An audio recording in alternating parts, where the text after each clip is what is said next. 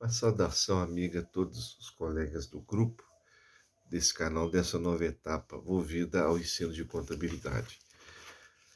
Aqui faremos uma breve abordagem sobre o tema de fraude, né? O termo fraude, ele vem do latim, significa fraudus ou fraudum, ou seja, aquilo que fale, ou falir, ou quebrar, ou destruir, e assim por diante. Na lei romana, quando alguém falia alguém ou outra pessoa, ou tinha uma dívida em aberto, até poderia se arrancar a própria mão como forma de pagamento para remir aquela dívida específica a qual constava a lei romana. Pois bem, quando você pega qualquer livro de fraude, de contabilidade, necessariamente eles não começam estudando a forma ou meio processual de como foi feito aquele elemento de fraude, ou como objeto de fraude existe.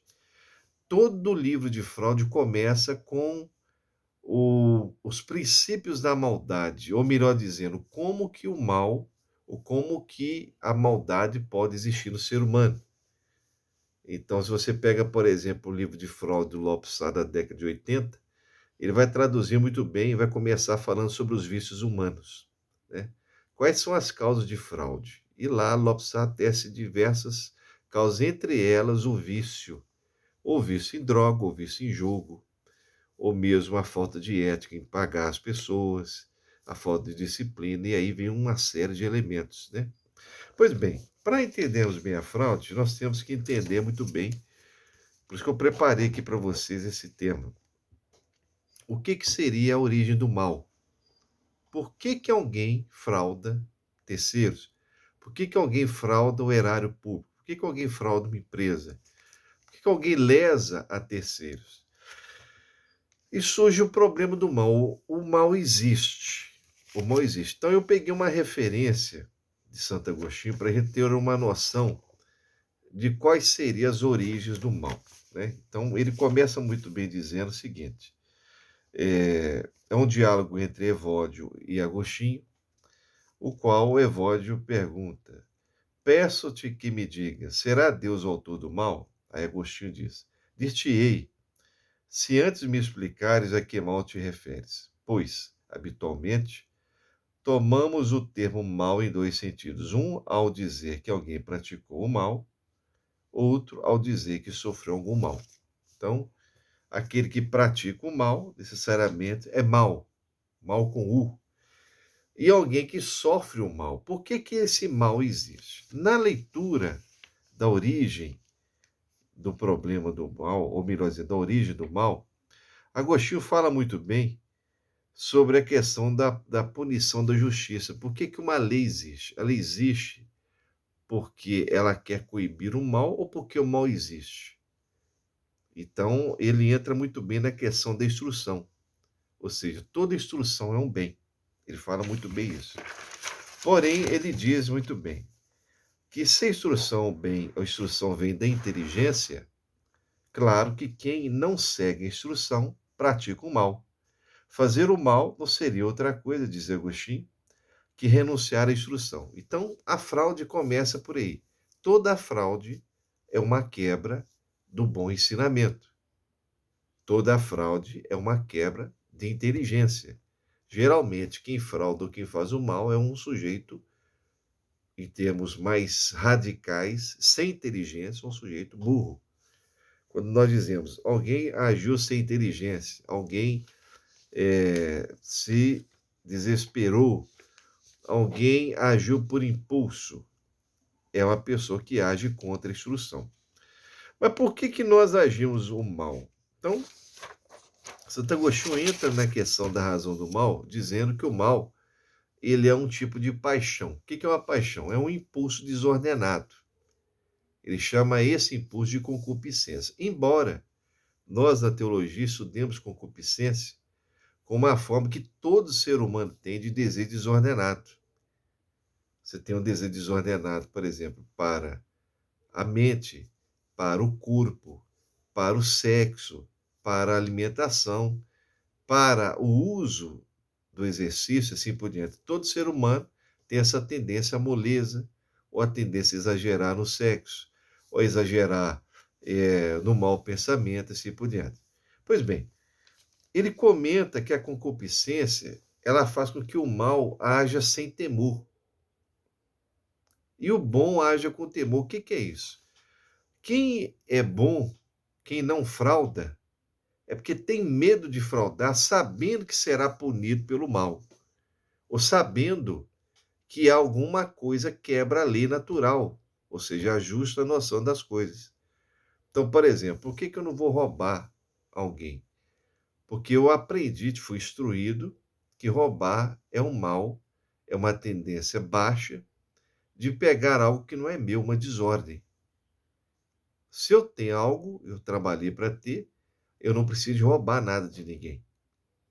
Então, geralmente, o mal com U, ou seja, a pessoa má, aquele que frauda, que faz o mal, ele não tem medo de fazê-lo, ou seja, ele não tem temor de uma lei da ordem e não tem temor da consequência dessa lei de ser punido. Por isso que Agostinho fala muito bem, ele entra nessa questão de agir o mal, pegando um exemplo que seria o adultério. Se o adultério ele é mal por si mesmo, por ser uma paixão, ou se ele é mal porque as pessoas proíbem de ser. E ainda comenta que alguns poderiam gostar de cometer adultério. O fato de gostar é pior ainda. Embora o homem tenha essa tendência, o que apetece é o que faz com que ele faça esse mal, mas se uma pessoa faz o mal e gosta, ela é pior do que, por exemplo, que faz o mal involuntariamente ou por algum contexto. Pois bem, nessa questão, ele entra no problema da paixão interior, ou seja, aquilo que você não tem controle, aquilo que você não tem medo de fazer. E a fraude, nesse ponto, geralmente, ela vem dessa tendência desordenada, que eu pego um objeto e o apeteço o objeto e quero usá-lo sem nenhuma restrição, sem temor de ser punido e sem temor de fazer o mal no meu ato. Então, por exemplo, um caixa de empresa, se eu roubo todo dia R$ 50 o caixa, eu não sou auditado, eu não sou periciado, eu não sou revisado. Então, quem faz o mal, geralmente não tem medo da punição, ou faz o mal também porque gosta. Quando Agostinho fala da pessoa que gosta de fazer o mal, claro que ele entra nesse problema que essa pessoa tem menos valor do que a pessoa que faz o mal em certas circunstâncias, né? E aí entra também a questão do homicida, a classificação do homicida. É errado uma pessoa matar o outro? Todo homicídio, matar o outro, é errado. Só que Agostinho fala muito bem que alguns homicidas agem sem ter a concupiscência, ou seja, sem o desejo, sem a prima. Ele diz muito bem, há uma espécie de homicídio no qual se pode encontrar a primazia de mau desejo. Não se pode encontrar a primazia do mau desejo. Quer dizer, ele dá um exemplo, por exemplo, de soldados, né? Se um soldado mata o outro na guerra, ele está cumprindo um dever. Então, ele não tem culpa de fazer aquilo. Está cumprindo a ordem, talvez até para o bem de um governo. E Agostinho diz muito bem que o homem não pode deixar ser violentado. Se um outro homem, quebrando, que não tem temor do mal, da punição, quebra esse mal para tentar estuprar, ou seja, violentar o outro homem, roubar ou assaltar, é mal menor eu me defender por um direito que eu tenho de defesa, né? É um mal menor eu me defender por uma questão de justiça. O que a justiça é? É o equilíbrio da balança e, ao mesmo tempo, agir com a prudência de acordo com as circunstâncias. Ele fala também que seria um mal menor usar dessa liberdade, porque eu tenho que defender a minha liberdade, ou seja, eu devo me proteger, e, ao mesmo tempo, eu tenho que ter um instinto de preservação própria do meu bem. Se a vida é o meu bem, Eu não posso deixar que outro, que quer quebrar o meu direito, né, o faça. Então é um mal menor eu me defender ou me proteger de ele diz o exemplo de tipo estupro, mas o estupro no sentido de agressão à própria pessoa. Ele fala muito bem, ó. Quanto à lei, eu a vejo suficientemente defendida dessa acusação, pelo fato de ela permitir ao povo, ao qual rege, delitos menores para impedir que se cometa outros piores. A morte de agressor injusto é mal menor que a de um homem que mata em legítima defesa. Então, é o direito natural à legítima defesa, é o direito à própria liberdade, é o direito ao próprio bem que é a vida, e é um ato de justiça. Por isso que ele fala muito bem que para proteger o povo conforme a ordem de Deus, de acordo com as prescrições de justiça eterna, deve-se legislar contra as paixões. Então, no caso, aquele que faz o mal e você usa da força para se defender, não haveria crime nenhum nesse sentido. Crime nenhum. Então, nesse aspecto, nós começamos com o mistério da iniquidade. Por que uma pessoa frauda? Porque ela tem uma concupiscência. O primeiro ponto é este. Ela tem um desejo desordenado. Ela age sem temor do mal. Ela age sem temor da lei, sem temor da punição. E ela age simplesmente sem nenhum pudor. Ele usa até esse termo também, pudor, ou seja, ele quer o objeto e vai ter o objeto de qualquer maneira. Ele quer um título, ele vai roubar aquele título. Ele quer ter a posse do banco, ele vai pegar essa senha na empresa. Ele quer ter mais dinheiro, ele vai roubar o caixa dia a dia. Ele quer ter mais armazém dentro de sua casa, ele vai roubar mercadorias passo a passo. Então, a fraude ela começa na própria iniquidade humana. É claro que defender-se da fraude é mal menor. Então, por exemplo, o empresário que usa de auditoria, ou o empresário que usa de proteção própria contra o fraudulento, contra o fraudador, contra o que pratica fraude, ele comete mal menor. Aliás, ele comete a justiça. Ele não está sendo injusto, nem certo, nem seguro de fazer com que haja a proteção do seu patrimônio. Tá certo? Então, aqui eu queria só traçar esses pontos sobre a questão da origem da fraude. A fraude contábil, como objeto, ela é uma quebra de uma conta ou de um valor ou uma inconsistência entre aquilo que está demonstrado e aquilo que realmente aconteceu.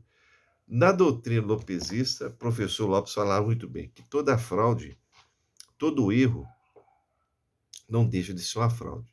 Só que a fraude é um sofisma, quer dizer, um erro proposital. É o erro com a intenção de lesar terceiros para me angariar. Ou seja, o fraudador é exatamente aquele do mistério do mal. Todos nós temos um mistério do mal, mas nem todos nós temos coragem de fazer certas coisas. E se a fizermos, arrependemos e não praticamos mais. Por exemplo, matar o próximo, roubar uma casa e assim por diante. Só que aqueles que têm concupiscência, ou seja, desejo desordenado, e apetecem ou ensejam um elemento e ali querem fazer de tudo para obter aquilo, esses fraudam sem pudor.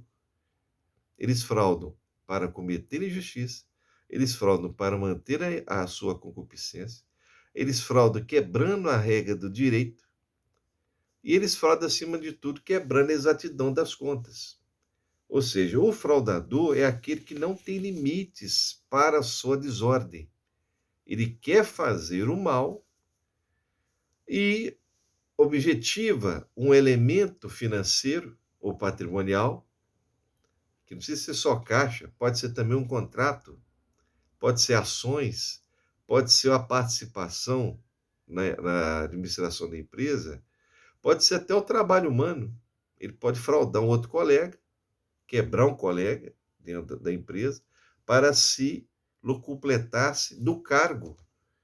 Ou seja, o que pratica a fraude, ele não tem respeito a uma lei ou ética interna, ou mesmo a lei dos homens.